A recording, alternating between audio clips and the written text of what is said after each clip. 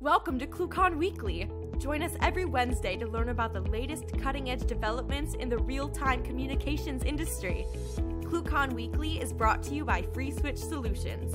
Get support and professional services directly from the creators of the FreeSwitch open source project, solving your issues in the most efficient, stable, and scalable way possible.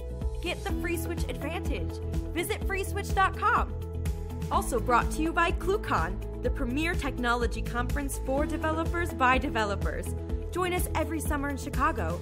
ClueCon kicks off on Monday with our annual hackathon, The Coder Games, followed by 3 days of technology-rich presentations discussing telecom, WebRTC, and IoT from developers around the world. To learn more, visit ClueCon.com or call 877-74-A-CLUE.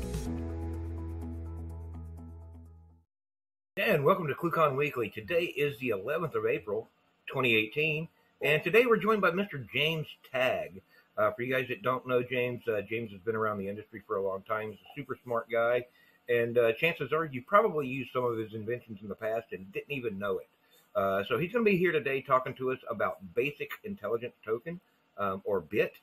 So stand by for that. Before we get to that, let's go have some news. Josh, how are you doing today? Hey, good afternoon, Ken. How are you? I'm doing all right. I'm doing good. What do we got in the news today, man? All right. Well, I do say hello to the community out there. Thank you for joining us here today at ClueCon Weekly. If you have any questions during the call, please comment in the YouTube channel, on the IRC channel, and we will try to answer your questions toward the end of the call here. Yeah, also, hey, everybody, don't forget this year ClueCon is a little bit earlier in the year. It's going to be July 23rd through the 26th. You can register right now at ClueCon.com. And don't forget, we do have an April deal going on for that. Use the discount code CC2018, Spring Savings. That's CC2018, Spring Savings. And get $300 off your registration. That's only available this month. Yeah, first off, we would like to thank our sponsor, SignalWire, for sponsoring ClueCon this year. SignalWire is a cloud gateway that unleashes the many powerful features in FreeSwitch. You can check out the new press release and call for beta testers at signalwire.com. And check back regularly, browse the website for the coming soon announcements. We'd also like to thank all our friends over at OpenShips for sponsoring ClueCon this year. And with them, remember that FreeSwitch training, basic FreeSwitch training, and OpenShips training is going to be available at ClueCon this year. Don't forget, you want to sign up for that early. Space is limited, and I think Josh can attest to how crowded it gets every year at both of them. So be sure that you sign up soon for those. Also, this year, FreeSwitch training will be available at the OpenShips Summit. You'll see a lot of the FreeSwitch guys there, so go visit them and sign up for that, because space will be limited there also. And our very own team member Mike Jarris will be speaking at ComCon this year in June. To see what he has to say about the future of FreeSwitch, you can visit comcon.xyz for more information. And be sure you get on the mailing list for those newsletters that go out every week. You'll get the latest on the upcoming events, and we'll be announcing the first wave of ClueCon speakers next week, so watch for that. And FreeSwitch Solutions is now offering live virtual training. You can learn basic FreeSwitch operations from the comfort of your own home or office. You send out an email to training@freeswitch.com for more information on the live virtual training we offer. And also, be sure you like us on Facebook, follow us on Twitter, and subscribe to the YouTube channel. And when you subscribe to the YouTube channel, don't forget, when you click subscribe, there's a little button for notify, and make sure you check that off too.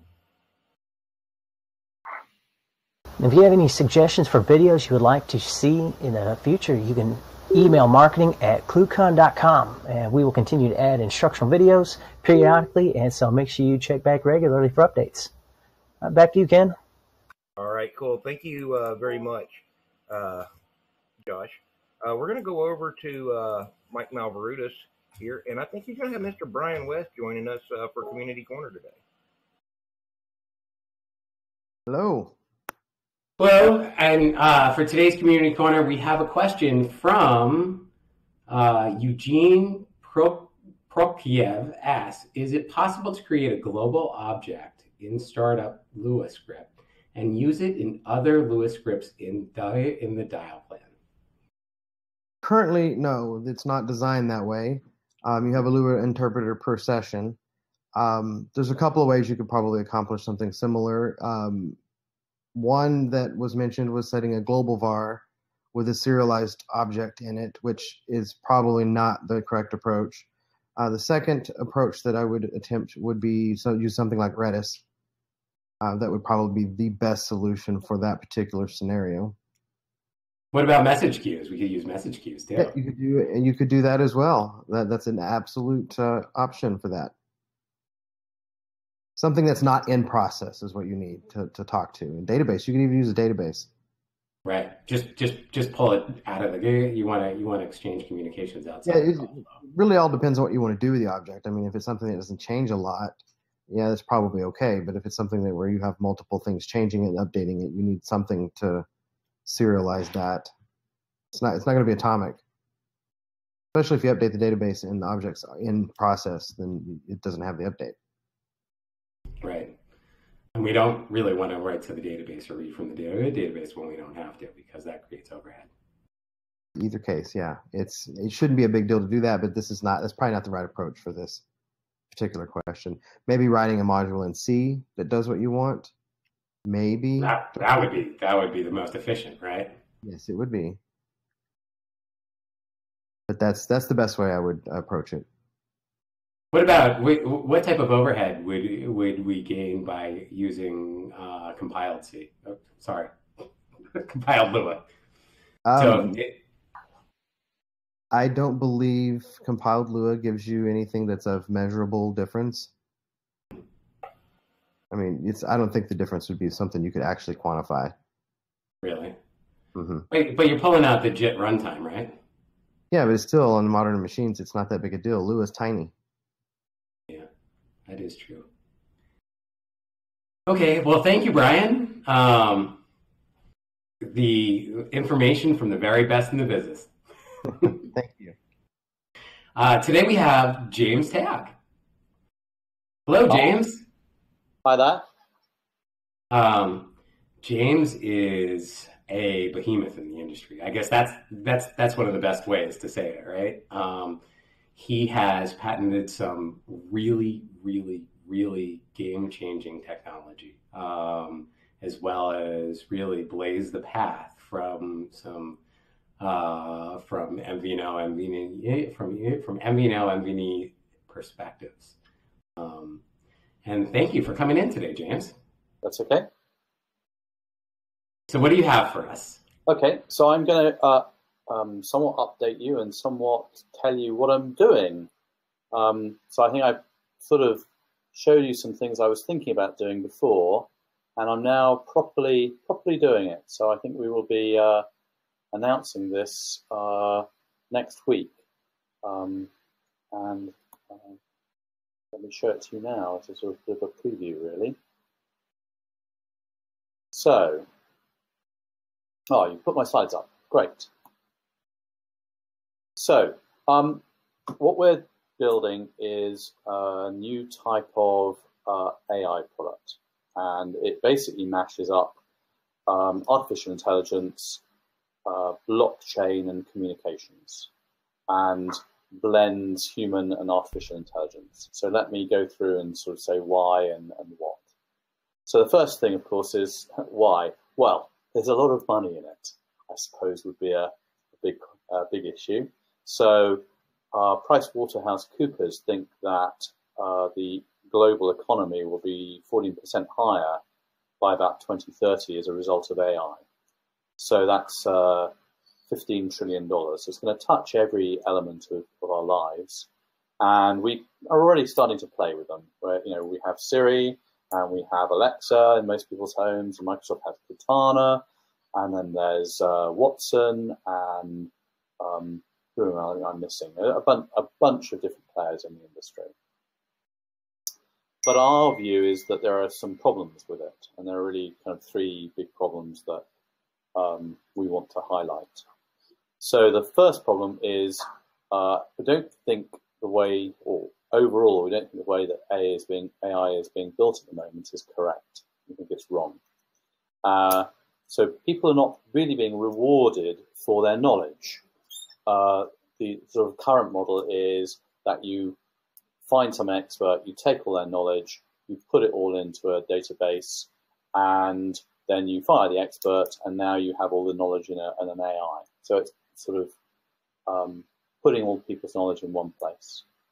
The second thing, of course, is AIs don't work terribly well at the moment. So if you ask Siri or Alexa questions, many of the questions they answer, they just get wrong. They either can't answer the question or they get it wrong. And then the final thing is that there seems to be this big arms race at the moment to pull people into a particular AI. And so we need to give a lot of data to an artificial intelligence, personal data, so that it can work well. So we really we need to put it in where we live and our credit card details and whether we like an aisle seat or a window seat in an airplane, all sorts of information, so that when we ask an AI, say, book me a flight, it just does it right. It does it like a intelligent personal assistant. It doesn't go, where do you want your seat? Oh, okay. Would you like an aisle or window? Okay. Back of the airplane. You don't want to do that every single time you go through the process. So they need to know a lot of information about us. And so one way of doing that is large corporations just ask us to dump enormous amounts of information into their databases.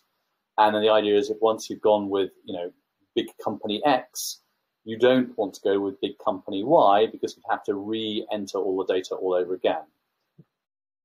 And so we're really proposing three solutions to that. So the first solution is that we're going to crowdsource the knowledge, the AI knowledge. So people put their knowledge into a database and they get that knowledge is recorded with, in fact, an ERC-721 token, and they then tag their knowledge, and then if their knowledge is used in the future, they get benefit from it. They get paid for it in the future. So you can upload your expertise and get paid for your expertise.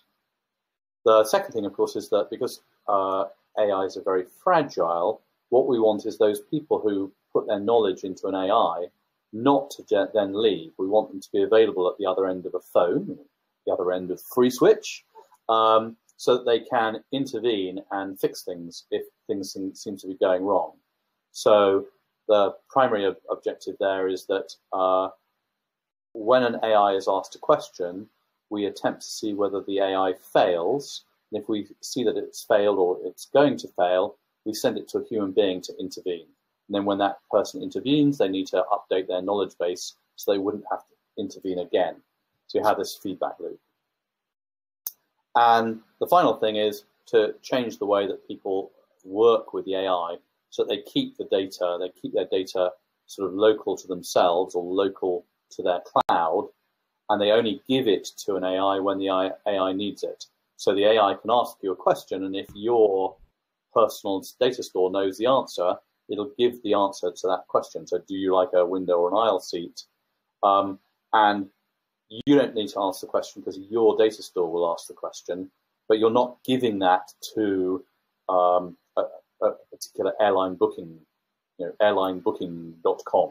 So you're not splatting your data out over the internet.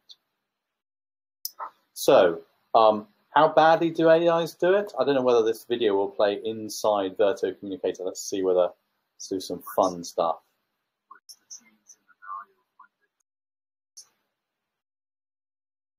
Sorry, I don't know that. So did you hear that? Yeah. So that's typical of when you go to something like Alexa or Cortana or whatever, that lots and lots of questions you would expect them to be answerable relatively straightforwardly. They're just not in the database. And that's what we mean by fragility. What's the price of Bitcoin? I don't know the answer. I mean, I probably doesn't even know what Bitcoin is. And it ought to, and it would be relatively straightforward for a human being to answer that question, then update the database so that it knows it for the future. So we're proposing, crowdsourcing AI. So the question is that a completely stupid idea, or is there some sort of precedent for it? Well, the big precedent for crowdsourcing is Wikipedia. So somewhere between 28 and 36% of the answers that are given by Google are basically Wikipedia content. They're an answer from Wikipedia. So it's a huge part of what goes on in the internet today.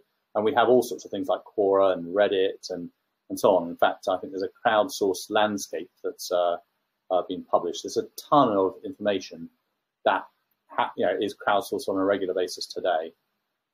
How big is the task that we're proposing? Well, we think it's about 2,000 trillion elements. So in order to digitize the knowledge base that's in people's heads today, it's at least 2,000 trillion elements. And that's just a quick methodology by counting up the number of papers that exist in the world, patents, web pages, and books, music, and film, and then working out for each of those approximately how many concepts there are per sort of sentence and how many sentences there are per book and so on. So it's quite a big task, but it's not an insurmountable task. And really what we're saying is that task is going to be done one way or the other. It's either going to be done by big corporations or it's going to be done by the community. And we think it would be better if it's done by the community because then it can be owned by the community and the community can get benefit from it, as opposed to it ending up sort of centralizing wealth even more than it is today. So people say, well, why can't you just use Wikipedia? Well, the problem is most of the data on the web is just not designed for an AI to use it. So it's written in English or French or German or whatever, so it's written in a language, and languages are very ambiguous. You apply an enormous amount of common sense to language when you're parsing it, and you can't really give that to an AI to work with. It's often a catalogue. It rambles. Maybe I'm rambling now. It's often advertorial, it's irrelevant, and so on. Let me just give you an example. So this is, I asked the question, which mobile operator should I get? So the first answer is Fairphone 1. It's obviously an advert. I'm sure it's a great company. I haven't heard of it before, but I was sort of assuming that if I was living in America, it would come back and say, Verizon seems to be the best operator in San Diego, or whatever the answer is. The second answer was Rook and Dock are very good starters, die defense. So complete gibberish. Some SEO gone mad, right? Then I was offered a mobile phone in Chile, which, again, I'm sure Chilean mobile phones are great, but I don't live in Chile. And then I got a list, which is all the mobile phones networks in the world, which, again, is very useful, but not what I wanted. And then I got a compare your mobile phone sort of visual app, which is quite good. This would be useful to me. But an AI is not going to be able to parse this through and then say the best network for you is XYZ. So this is the problem with the data that's stored out on the internet today. And so what I'm saying is that we're going to move from an information economy to an intelligence economy. And there's going to be some big differences in the way that information is stored and accessed and the whole sort of ecosystem. So you look at the web and it's a presentation medium. You look at AI, it's an interactive medium. The web is basically visual text with a bit of audio video splatter around about it. And the intelligence economy is essentially a conversation. It's a chat. That might be an audio conversation or a video avatar conversation or a chatbot, but it's a conversational UI. We are in the internet economy or the information economy. We are in tool use mode. So we have been using tools since we emerged, from the plains of Africa and started fashioning tools. And all the things that we do at the moment still are basically tool use, in that we pick up something, a computer, and we look at stuff and we sift and organize. But an intelligent agent is very different because we have agency. So we say, could you book me a hotel in Manhattan? Right? And the agent needs to know that Manhattan is Manhattan, New York. It needs to have an idea as to whether I want to stay in an extremely expensive hotel or a hostel. It needs all this background information. So it cannot use my intelligence and common sense to answer the question. It's got to do it for me. So it's agency rather than tool use. Advertising is going to completely change because, of course, what advertisers do today is we get this sort of splatter of visual clutter, and then we use our eyeballs to sort through it and decide what we want. But in an AI economy, you want best advice. So it's a bit similar to sort of best advice if you are asking for your stockbroker to buy some investment for you. You expect it to answer honestly. Now, honestly, it might be making some money from the advice it gives you, but you want it to be offering you fair advice. And then if the fair advice makes it some money, which pays for the platform, that's fine. But you don't want it to be bribed to say, oh, you must stay in this Manhattan hotel. This is the best, when in fact it's not the best. It's been paid to do it. So there's a lot of morality questions around AI and so on. And the advertising model also changes in that today advertisers push and then we basically pay per click. In the future, there will be questions coming into an AI and it will go out in an open outcry market and say, hey, does anyone have a hotel in Manhattan in the sort of $300 range for tonight that, fits James's profile? And of course, it then serves the profile up appropriately. And then it gets back an answer, and then it provides me with a product. So it's a very different sort of way of doing it. Requires a lot more real-time interaction as well. You can just load a bunch of adverts into Facebook or Google or whatever and just let it go, but this will be much more dynamic. So if I just do it visually, the information economy is essentially you serve adverts and you serve adverts and you pay money to the main gatekeepers, which are Google and Facebook. They then serve adverts to human beings, and human beings spend money. They spend money on premium content, things like Linda, and they buy advice and so on.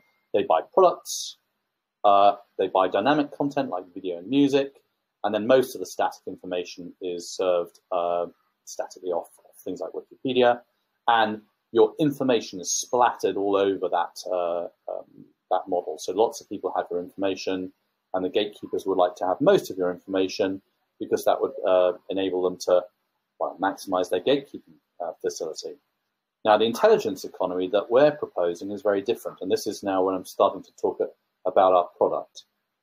So what we do is we take a series of authors. I don't know whether you can see my cursor move around when I'm pointing at things in the interactive image, but anyway, we have authors, and authors put their information into a knowledge base, and when they do that, they tag that information with an ERC-71 token.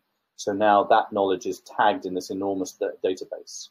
And of course, the database is integrated. I didn't say earlier, so I'm trying to avoid getting too complicated about my explanation.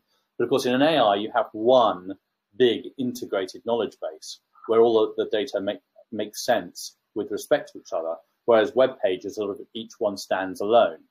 So when you put knowledge into a database, you need it to stay the same. So for example, if someone's misspelt Manhattan in the database and you want to upload a bunch of hotels and information about staying in Manhattan, you may also have to correct Manhattan in the overall database. And in fact, you will also have to put the common misspelling of Manhattan into the common misspelling file and so on. So there's a lot of integration work to do. So once you've put all this data into this database, then human beings can ask questions of that database. They've also put their knowledge into an ERC token-based system. So there's a big store of both individual knowledge and author knowledge. And then as they ask questions of it, the moderators in our system, so these authors then become moderators, which we call minders, and they watch the interaction between the human and the AI, and if it goes wrong, they fix it. And if we look a little bit about the economics now, well, the economics gets quite complicated because what you have is authors who are tagging their information and putting it into the knowledge base, and they getting paid. In our system, they get paid in a coin. Moderators who are moderating the chat, they also get paid in a coin. Advertisers and various commerce people are paid in a coin. And even the user who's put their information into the database, they get some money for having put their data into the database. So they're paid for their data as opposed to giving their data away for free. So they maintain ownership and are recompensed for their data. Now, of course, they're spending a lot of money. I mean, bottom line is human beings, the users, spend the money to get the benefit. But they will get some money back. There's a sort of cashback element to it. So if I explain that a little more detail, so what our system is doing is you have authors who upload information to a database, and this could be something like an AIML2 database, which is a way of storing chat information, or it could be put into Dialogflow in its native format, or it could be put into an AGI system like SingularityNet or Watson or whatever. But we're updating it into a database, and we store that information in a fairly general purpose AML2 format so that we could update it into various different databases if necessary. And then what happens, or I didn't put the icon in there, but what happens is there are two AIs in here. There's this big AI that's actually answering questions, and there's a little AI, which I forgot to drop into this little hole here. And what that does is it looks to see what the user is asking, and it tries to determine whether that's likely to go wrong. And it could be any type of thing that's going to go wrong. But it's basically a neural net plus some explicit tagging that says these questions go wrong. And if these questions go wrong, it runs a Monte Carlo process, and it puts a proportion of the questions into the minders depending on how many minders are available in the pool. So if there's lots and lots of minders in the pool, it'll put everything that looks, likely to be a problem. If there are fewer minders in the pool, it'll just moderate its switch. But it will get a bunch of the questions through to minders who can then intervene and fix it. So if you say, what's the price of Bitcoin? It can step in and answer that question. And then what happens is a minder, having answered the question in real time and overridden the AI, goes back and puts that information into the master database. So it's a fully interactive system. And I should point out that the my info in this system is not stored centrally. And in fact, of course, this database is a distributed database. It's not really stored centrally either because we're a blockchain system. I have some diagrams of that, but they get extremely complicated. So it's worth just trying to keep that simple. And your information is not stored here. It's stored either in your personal data store, which is, say, your client, or it's stored in something like Filecoin or one of the distributed file systems. So it actually is stored by you personally, not stored in one big honeypot database that would allow someone to hack an individual database and run off with 100,000 customers' information. Of course, if you've been watching Congress this morning, that's exactly what they're quizzing Facebook about at the moment, which is if you generate one big store, isn't it quite easy to go and rip that store in an efficient way? And we've seen Equifax did it as well. The way that we then work is that we're able to serve these chats through a number of different routes. So we have it running over several different messaging platforms, so Telegram, for example. So you can use this as a chatbot system, but it's a chatbot system that has real-time human beings that can step in. We also have it running on Google Assistant, so you can talk to it, and again, a human being is in the chain and can step in and fix it. And then at some point in the future, we'll be able to have these sort of real layer-like virtual hologram AIs. I suppose the most recent example is the one that's in Blade Runner 53, and we'll be able to talk to a full lifelike human being. Obviously, a flat one in your web to start with, and then all these sort of augmented reality displays. So what's going to happen over the next 10 years is we're going to move from this tool use web presentation view to full AI holograms that we talk to as a personal assistant and a friend, and they help us, and they're a trusted friend. And since will end up being such a trusted friend, and obviously in the Blade Runner movie, he actually ends up falling in love with his AI, so it gets quite bizarre. But because they're such a trusted friend, we need to make sure they're built correctly, and we think the way that they should be built is by the community and a blockchain project, and not by large corporations. Or although we're happy for large corporations to use the database, but we don't think it should all be centralized completely and owned. I think I sort of described how the revenue works, but I mean, basically, how does the system make money? Users pay, so you can pay and you can get advice and so on. Some of the information is free, some of the information you pay for. If you want to get a tax information, you pay for it. If you want to know what the weather is like outside, it's probably free. There's an open outcry market, and we make a percentage on revenue on services. Token economics is that people hold their knowledge with an ERC-71 token. Advertisers buy tokens in order to advertise, and they hold tokens in order that more advertising comes their way. And if you understand token economics, it's very important to have both holding of tokens in the model and sinks for token. So the company is a sink for token. We take a percentage of transactions that then pay for our work in maintaining the network, and then users use tokens to get assistance and so on. And early miners and early people to the platform lock in a slightly higher rate than later people. So there's a benefit in joining the platform early. We can distribute it through a variety of different processes at the moment.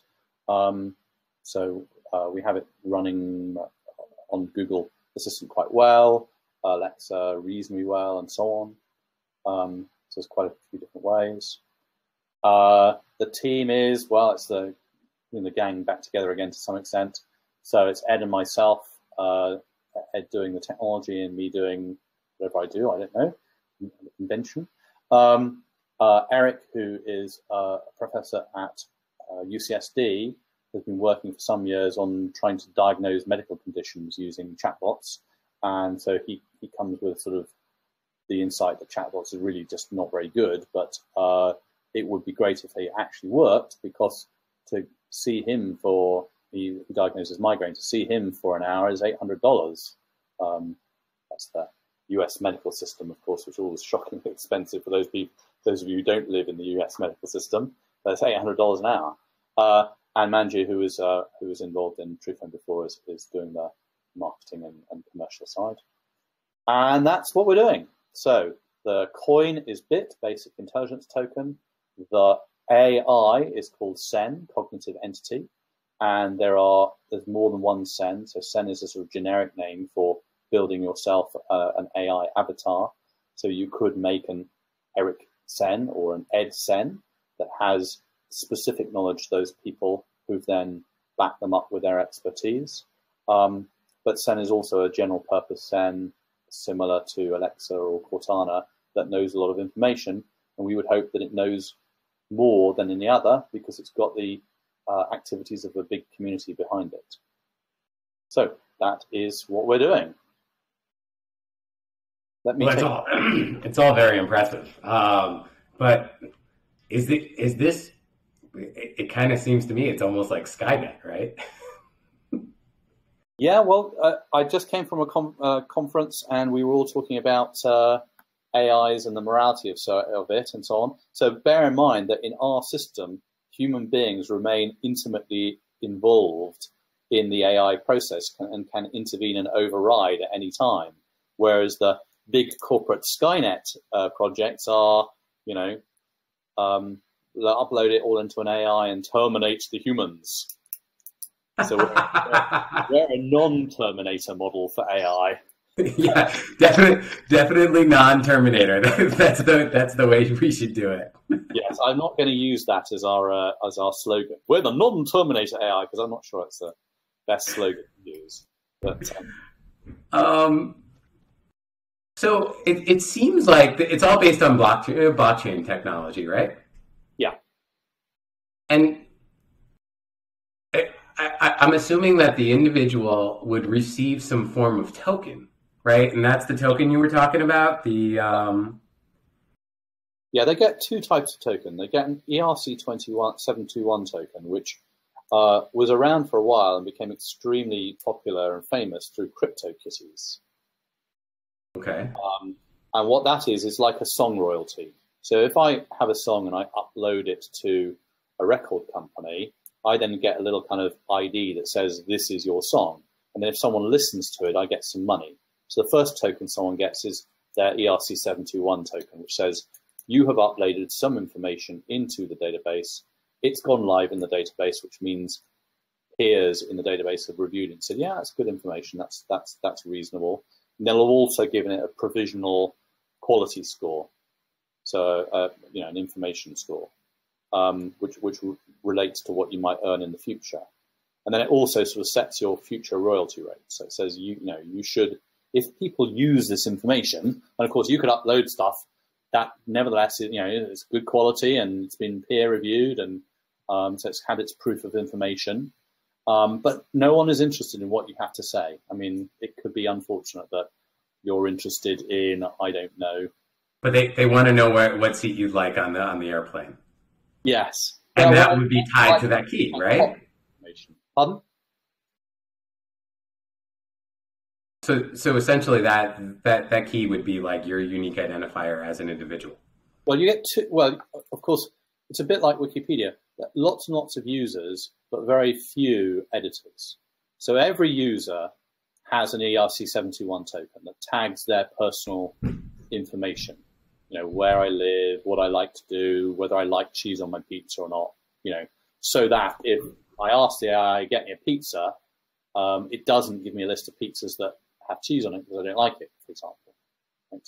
So that's the personal information. But of course, you also have expertise and knowledge. So some people use their ERC-721 token to upload much more than just a bit of information about themselves. They actually upload their skill about, for example, in Eric's case, diagnosing migraine. Now there's this block of knowledge in there about diagnosing a medical condition that you can go and use, and someone can pay to use that information. So rather than going, you know, through the insurance system and getting physically go to see a doctor, they can go to an AI doctor. Right? Now Eric will get revenue from that expertise as people use it. So it's designed. So now every single person on the planet could do that, right? I suspect because of the Wikipedia, and one point we assumed that every single person who was a user of Wikipedia would also edit it and contribute. But actually, it turns out that there are some people who just love editing and contributing, and that's just the way they are. But most of us are users. I'm an extremely minor editor on Wikipedia. And those are the minders, right? The information editors? Yeah, they're the minders. So rather than miners, we're calling them minders. So whether that ends up being a really good marketing word or not, I don't know. But anyway, that's what we're doing. Yeah, so that's right. So we would expect, I mean, Wikipedia's got, I don't know, hundreds of millions of people who hit it for questions. But at any one time, it's only got about 30,000 super editors and maybe 120,000 sort of general editors. But so then how are those editors selected? Oh, well, you self-declare, and then the peer community votes. It's a proof of information. So in Wikipedia, it's done by consensus. You know, if you edit a website, if you edit a page and it's nonsense, it gets re-edited back to non-nonsense in about a millisecond by the community. And you just because there are some editors who just are on it all day and they just love it, you cannot beat them because they're just there all day and you're not. So they'll win. In a blockchain system, there's actually a formal voting system that goes on that enforces that proof of information. So you're voted up and voted down. So you're voted up in general, you're voted up for specific knowledge in a specific area and so on. And then, so how does, if information is stored in a blockchain, that's it, it's there forever, right? Well, it's a bunch of law out there. So in Europe, people have a right to forget. So they have a right for what? They have a right to forget. Okay. You have a right to be forgotten in Europe. Well, the mind can forget, but the blockchain never loses data. Blockchains can be wiped. Okay.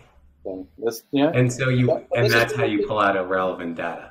Yeah, this is going to be a real issue for blockchain if it absolutely has no wiping capability, and you can always parse back down through the blockchain. It's going to break that European legislation. So if you're putting information, personal information, on the blockchain, you need to make sure that you can delete it. So what we do is we don't put your personal information on the blockchain. That stays in a file, and it's an encrypted distributed file, but that is not dumped onto the blockchain. Right. So this is good. You are you uniquely, and you proving who you are, which is something that you can do, but I can't put whether you like pizza or not onto the blockchain in an open way because you've got a right to be forgotten. Now, of course, if the information is all properly encrypted, is that fine? But anyway, so we encrypt it. We can encrypt your personal information off chain because we're worried about things. So, for example, if quantum decryption becomes possible, blockchains that today have lots of information in that's notionally confidential might become unconfidential. Right, at a very quick rate. Yeah, I mean, it doesn't much matter if you know about transactions, years ago to do with money, and that becomes known. But you don't want current, you want to be able to make current information private.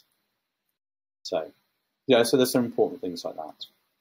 And of course, certainly with the European legislation, knowing personal information about people, you also have to be very careful. Now, I absolutely think that sort of legislation is coming to America quite soon after the Facebook experience. Right, and that brings up the concept of jurisdictions too. So with something like a blockchain that's so decentralized, or actually, I guess it is kind of centralized. So the question is, where is the jurisdiction actually, come from, and where does the regulation have oversight? Well, in some ways, it's very simple, which is I live in America. Therefore, I'm an American person. Therefore, my data needs to obey American laws. Now, I'm slightly curious because I'm also an English person probably at the moment, because I'm not yet because of my particular status. So you probably have to take my data and obey English law or American law. Clearly, with you, it would be an American law. Clearly, someone who lives in Europe, European law. So it's quite important to have a pretty good idea of what these laws are and make sure you design a system that would work everywhere in the world. Now, the good news, of course, is that since I've built a mobile phone company in sort of 8 countries around the world, and that does store a certain amount of personal information, I've spent much of my life talking to regulators about communications, and not far different from the sort of regulations you have to obey with AI.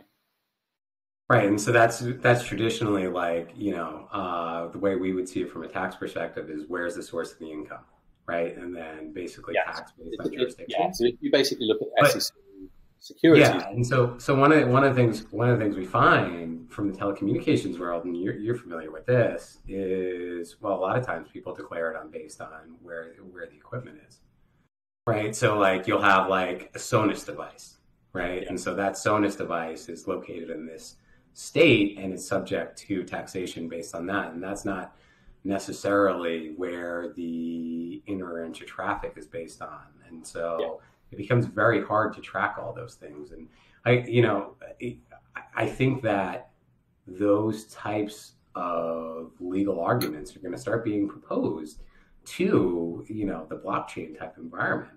And really, it's not that simple of an answer. I mean, until it's actually pushed through the legal system and brought into task, nobody really knows, right? Well, we know for Americans, because the SEC has spoken, and for those people where people are not there obeying the law, the SEC has shut them down. So, okay, yes. So we know. I guess that's in terms of financial. So like Bitcoin, Ethereum, like that type of stuff. No, all coins. So all coins currently that have done ICOs, the SEC has said most of those, if not all of them, are securities. And if an American person bought one of those securities, American law applies. Doesn't matter where you are, doesn't matter where the company is, doesn't matter where the engineer is. If someone who lives in America, broadly speaking, as an American person, so basically citizens and green card holders, if someone who's an American, right? But personal data is not a monetary unit. Well, that's now quite cloudy. So if you upload your data to the blockchain and it's tokenized, most of the tokens now are deemed to be securities. So that means that your personal data has got intertwined with your financial persona and is now regulated as a security. So this is one of the complicated things. There's one of the reasons that's really interesting. Some data that's off and some that's on, so we don't make it too muddled. So essentially, if you were going to start working on blockchain technology, you would essentially need a banking license. Correct. That's interesting. Yes. So there are no people who run exchanges in the world yet who have full banking licenses. And the SEC has told them they must all get them. In fact, the SEC has told them that they are breaking the law. And so they're all running around getting banking licenses at the moment. Wow. There's a whole bunch. So, I need a bunch of approvals from the SEC to do what I'm doing. The people who are putting me on their website to tell people about what I'm doing, they need a variety of approvals. Anyone who talks to anyone about what I'm doing might find themselves, if they're saying James's company is really interesting, might find themselves having to get some form of advisory license and so on. So it's a really complicated situation. Well, no, it's not a complicated situation. You just read the law and you just work out what you have to do to meet all the laws. But it has meant that all the blockchain projects have stalled at the moment while everyone looks at them and tries to work out, if I've been playing, if I've been trying to use tokens, I now got to consider them to be securities. What do I need to do? Oh, that is really interesting. So, for example, a lot of people were just giving tokens away. So I could just give tokens away to the minders, right? So here, just have a token. Now, the problem is, in 2008, when the internet .com boom was sort of going, 2008, yeah, was going sort of nuts. No, earlier than that.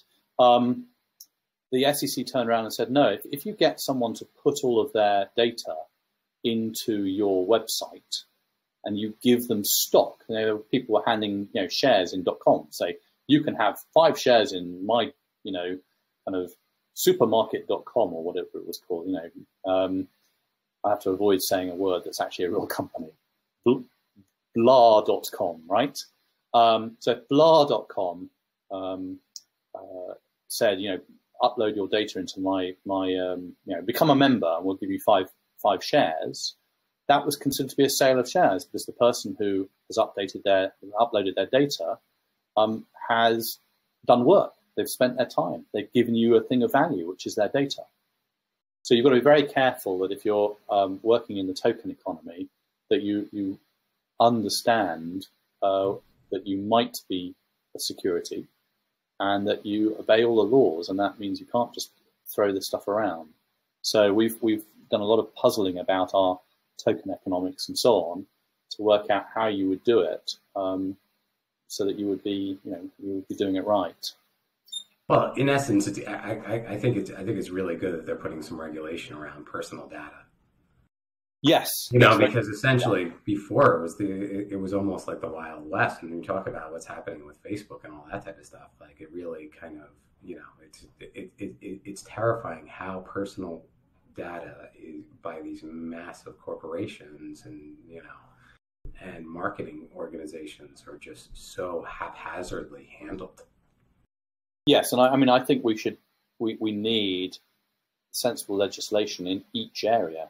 So we need sensible legislation about people's data, and I don't think it works to muddle up data and money and say, well, data is money, and therefore we should use SEC regulation about people's personal data. It doesn't make sense to me.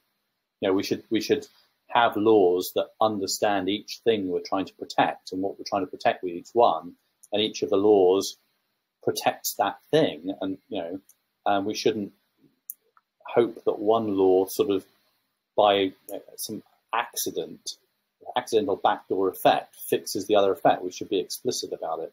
But I was just saying the interesting thing in tokenized economies at the moment is that they're pulling in behind them a lot of financial regulation, which in many ways is good, but it makes makes things quite complicated to get your head around. Yeah, that's for sure. So how did you get involved in all this? This project, I kind of started thinking about what you might want to do in AI quite a long time ago. There's even a couple of. I remember the books you authored.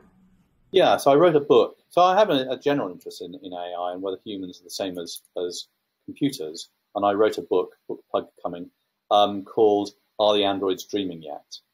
And that's basically looks at work of Roger Penrose and Stuart Hameroff about whether we do things that are more than a computer. So the logical result of that is if you think computers and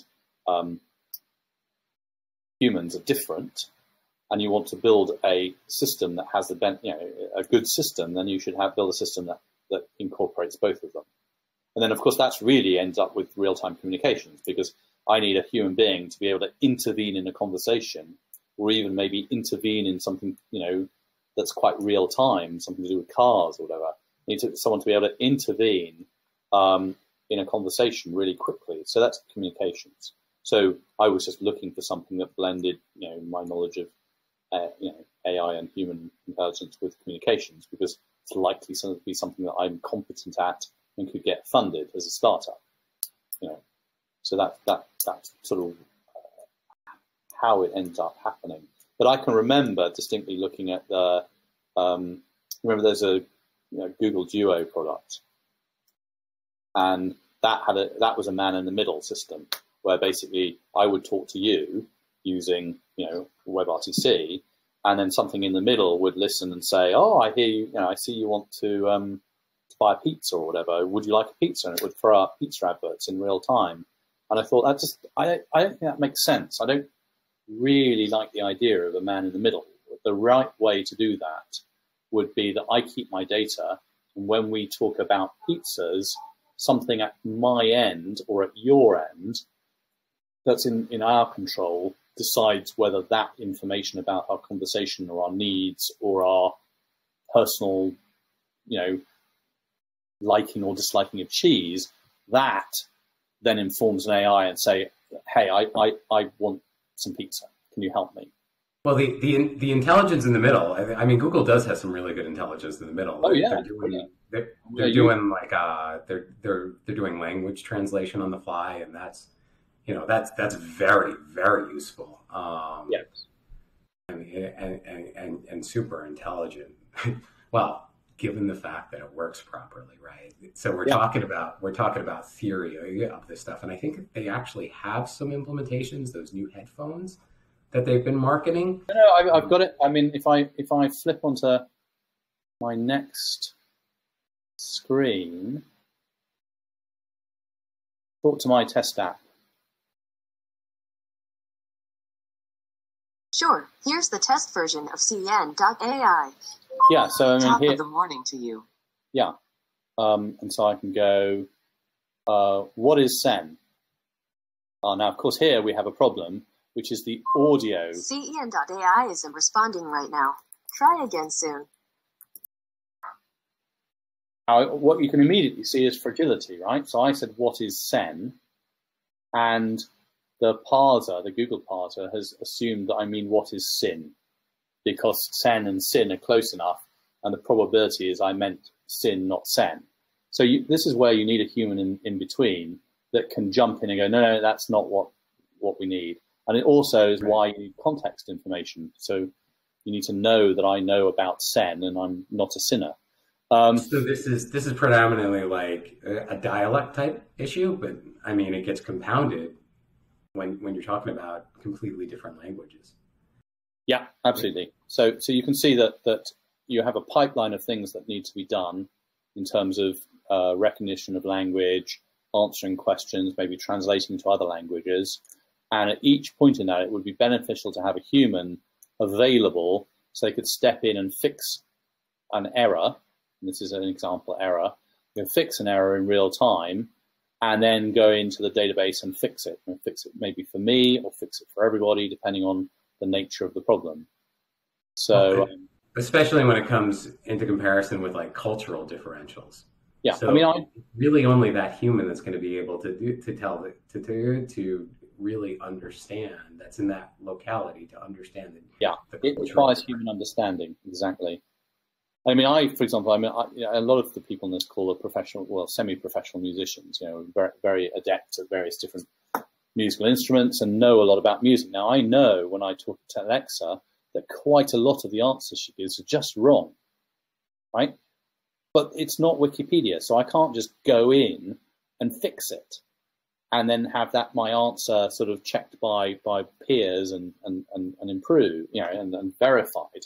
I just have to face the fact that a variety of answers about songs about Christmas, for example, a bunch of the songs about Christmas. I was playing with Alexa at Christmas. A bunch of the Christmas songs have the wrong composer and the wrong author and the wrong name, and it's all wrong. And you look at it and go, where did you get this information? Which database is it? How would I get in and fix this? Well, the thing is, a lot of it could be advertiser based too, and you don't even realize it. Well, if you're asking for songs for Christmas, they're going to play a Christmas song, but they're going to play a Christmas song that's popular. That's frustrating. But in this particular instance, there were a series of things that were just wrong. Right, the Christmas song was not composed by the person that they thought composed it. Not least that when they put up the video, when I said, "Okay, show me," and they put up a video, was the wrong person. It's like, no, that's not the right person. I seem to remember that the singer is a very different person to the person that you claimed. So the question is, what happens when people start and when the mass public starts turning into tinfoil hat type guys? Tinfoil hat type guys. So they're all paranoid that people have paranoia of their data being public, and then all of a sudden there isn't mass participation. How do you address that issue? Well, we're not making your data public, your personal data public. That stays in your lockbox. So there's an API that allows you to go and get that data, or allows me to get that data, on a per use basis. So I don't take all your data, stick it in my database, and then use it. I get create an API that allows you to drop your data into something, and then I ask it each time I want it. So I'm trying to avoid that model. It's the honeypot model. You know, big, massive database with all your personal data and all mine and all Ed's and all that. You know, that you can just break in one. When you think about blockchain, that's the one thing that sticks right out there. Is okay. Now we got a blockchain that it's just everyone in the world's personal data. Right? Well, yes. And there's some unique key. So at one point, if you share that unique key and that unique key is given up, or you've somehow, provided it to a third party and they provide it to a third party, then all of a sudden, clearly, the sort of cryptography that we use in Bitcoin and Ethereum is inappropriate for this. So single key solutions are just not appropriate. So you need multi-key solutions, so shared secret. So I was shared secret cryptography. I worked out how to explain it to someone really quickly. So let's say that you have some piece of knowledge that you want to store, right? So imagine a circle. Okay, the central point of that circle is the piece of knowledge. So that it could be 5,4, right? If you remember doing this at school. So you've stored 54, which is the center of the circle. Now, if I split that up, and if I split up on points on the circumference of the circle, if you only have 1 point, you have no way of knowing where the center of the circle is. If you have 2 points, you still have no way of knowing where the circle is, although it's slightly less options. Once you have 3 points, you know instantly exactly where the center of the circle is. So shared secret. Just basically basic geometry. Basic geometry, exactly. Yeah, but I mean, that as it ties into cryptography is, a little bit different in sharing. So would it be like almost like a private blockchain for each individual user, and then and how that applies into a public blockchain? Yes, correct. We're not putting your data into a public blockchain that you just sift through. We're trying to make sure that your data is stored in a way that would make it extremely difficult for someone to work out it's your data. So if they grab one of the files, it's a shared secret file. You can decrypt that file, and it's it's points on the circumference of the circle. See, that's great. Only 1 point, right? You get the file, it doesn't help you. You need to get multiple files. And then, of course, you need multiple keys, because we need to, if your information is compromised in some way, and we need to be able to delete it. And if you lose your key, we need to be able to recover it. Right. Equally that kind of addresses some of the issues that we see with some of the big social networking websites and stuff like that. Yeah, and you mustn't be able to break into us and get all the backdoor keys to all the customers. So it's quite a complicated system. But it's stuff that's been done. I mean, we had the guys from Silent Circle, on over the years, and they do this sort of cryptography. Yeah, Phil and Co. So there is a bunch of cryptography that you can use to keep your data, safe, without having just a single key that potentially gives it away to everybody if they get it. A practical application of that, and tying it into just like something like the major social networks. I mean, that would be a solution to all the issues. That would be an interesting way. I mean, I was at a conference recently, and someone asked from the audience, are we going to see more digital currencies, or do you think we're done? I said, well, of course we're going to see more digital currencies, because digital currency at the moment have all sorts of problems. So the fact that they're not anonymous is a problem. The fact that they are anonymous is a problem, because they're both, right? They're anonymous and not at the same time. Pseudo. Yeah, they're pseudonymous. I can't say that word. Someone else has to say that word for me. So that they have that horrible property. That they have the property that if someone steals your master key, your money's gone. There's no way of reversing it back. Right, or if you lose it, if you lose the key. Gone. Yeah, you can't. There's no key recovery method. So what you want is a money system that has key recovery and money recovery. Now, the problem with that is the following. It's like, I use my new currency to buy some phone calls from you, right? You pay for those phone calls to AT&T or whatever with real cash. A few days later, you get contacted to say that the money that I used to buy those phone calls from you, it was not valid. You get a charge back. You go, well, I've lost money. The whole point of a digital currency is money, right? So in digital currencies today, money is money, right? Money trumps everything else. You've got it, you're done. Whereas in the old economy or in fiat, money is intent trumps. So if you have $5 from me that you shouldn't have, and I didn't mean it to give it to you, I get it back. It's intent that matters. So if you're running a mobile phone service, as you know, then what you have to do is get that insured. So you'll pay Google Pay or whatever 6% for you to know that money is money, despite the chargebacks and all kind of fraud goes on. I've got a funny personal story. So I used to run a mining rig with a bunch of friends. They're all tech guys. Still friends? Outside of the free switch community, though. Yes. And we ran the rig for years, and it was mining Litecoin, and so I'm in the car, I'm traveling, and I get a call from one of my friends, and he's like, I could see that we sent you 60,000 Litecoin like 5 or 6 years ago. And so I get all excited. I think it was like 200 million in coins or something like that. Yeah. and so I just quickly accelerate my trip. Right? Yeah. And as I'm driving in the car, I go to Coinbase and I go, oh my God, there's a login for Coinbase. And so I log into Coinbase, and the money's not there, obviously. Yeah. So the 60,000 Litecoin, who knows what happened? Yeah. Whatever, gone. Your classic story. Yeah. But there's a balance in the account, and there was this customer years ago that kept on saying, I have to pay you in Bitcoin. I have to pay you in Bitcoin. I have to pay you in Bitcoin. So he paid me like a Bitcoin. Yeah. Right.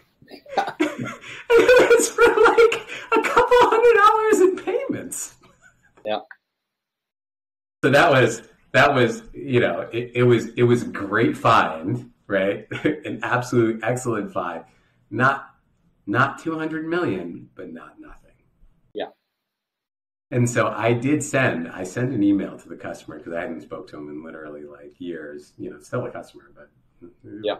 And so I get a response from him, and the response is F you. Mm-hmm. Like, I'm sorry I sent it to you. Yeah. But that's the nature of the business. Yeah, money is money. Not intent. Yeah, and at the time he gave it to me, it was of absolutely no value. I just did it. Yeah. So anyways, listen, thank you for coming out today. Really, really interesting stuff. I'm not quite sure I understand it all, but in the end, I'm sure that there's a lot of viewers out there that do. And I think that it's, really interesting stuff. We have to, I'm always a big advocate of information privacy, and that's why I kind of asked a lot of those questions. And it seems like you're without any question, you've taken a lot of those privacy matters that a lot of those social networking sites haven't really tended to care about, and taken great, thought and technical sophistication in order to protect people's privacy. And, for that, we thank you. We really do. And I'm sure there's a lot more viewers out there that would feel safe with their information within Sen's hands. Great, thank you. So thank you for coming out today, James, and hopefully I'll see you in Europe soon. Yeah, yeah. I look forward to it. Okay, bye all. Back to you, Ken. All right, thanks guys for coming out today. That was James Tagg. You can check them out at sin.ai. He's got some information there. And next week, looking at the schedule here, we've got Jersey Mike Malvarudis is going to be joining us, talking about some of the stuff that he's working on. So you guys be sure to join us then. Don't forget, like us on Facebook, follow us on Twitter, subscribe to the YouTube channel. And when you subscribe, you hit that subscribe button down below. There's also a notify checkbox. Check that, and you'll get the notifications when we're doing this live or when we post new videos. Thanks, guys, and we'll see you next week. You've been watching ClueCon Weekly. Tune in every Wednesday at 12 p.m. Central. Keep up with the latest happenings by subscribing to our YouTube channel, follow us on Facebook and Twitter, or visit us at freeswitch.com.